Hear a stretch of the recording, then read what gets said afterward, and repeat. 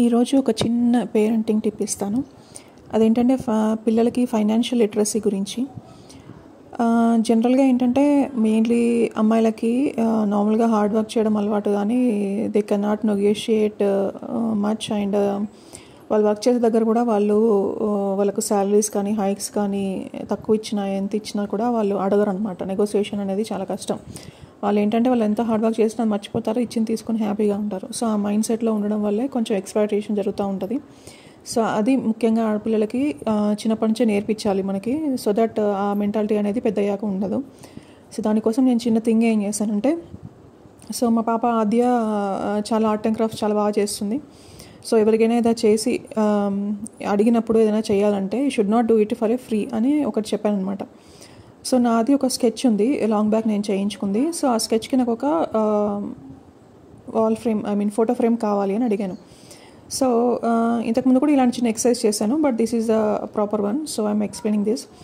So photo frame కావాలి అన్నప్పుడు I told you like how much will you charge for the photo frame. So తను ఏం చెప్పిందంటే, నేను మెజర్మెంట్స్ తీసుకుంటాను, so I will make it. తన ఓన్ డిజైన్ తను ఎలా ఇమాజిన్ చేసుకుందో అది డ్రా చేస్తాను, based on the hard work I will charge అని చెప్పింది. I'm very impressed with that, because she is learning like how much hard work we keep, that much we need to expect అనేది.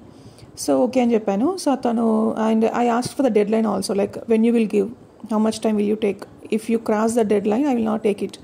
So all those things ఏంటంటే తనకు ఒక idea ఉంటుంది, మనం ఏమైనా work తీసుకున్నప్పుడు ఒక డెడ్ లైన్లో చేయాలి, లేకపోతే we will be losing that. So ఇవన్నీ చిన్నప్పటి నుంచి మనకు అలవాటు చేయడం వల్ల వాళ్ళకు పెద్దయ్యాక డిసిప్లైన్గా ప్రాపర్గా ఉంటారనమాట. సో తను చెప్పిన టైం కన్నా ముందే అది కంప్లీట్ చేసింది, because I kept A dead line.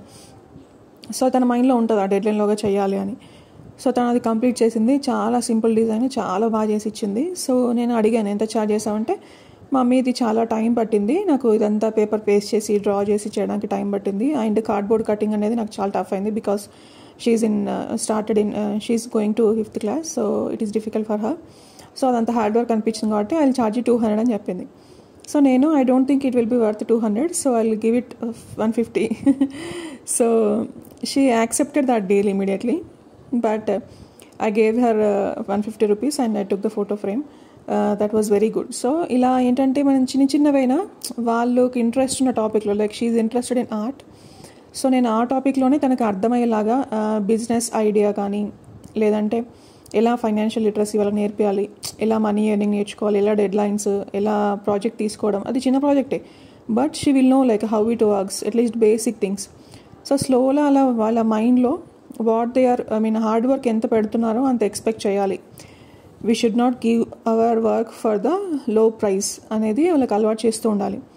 So ఇది అదే వాళ్ళని ఏదో మనీ మైండెడ్ చేయడానికో బిజినెస్ అది చేయడానికో కాదు, బట్ బేసిక్ నాలెడ్జ్ వాళ్ళకు ఉండి వాళ్ళ వర్త్ ఏంటో వాళ్ళు తెలుసుకోగలిగితే రేపు ఇంత బిజినెస్ మైండెడ్ అండ్ కాంపిటేటివ్ వరల్డ్లో ఇంకా ఫ్యూచర్ చాలా ఎక్కువ ఉంటుంది.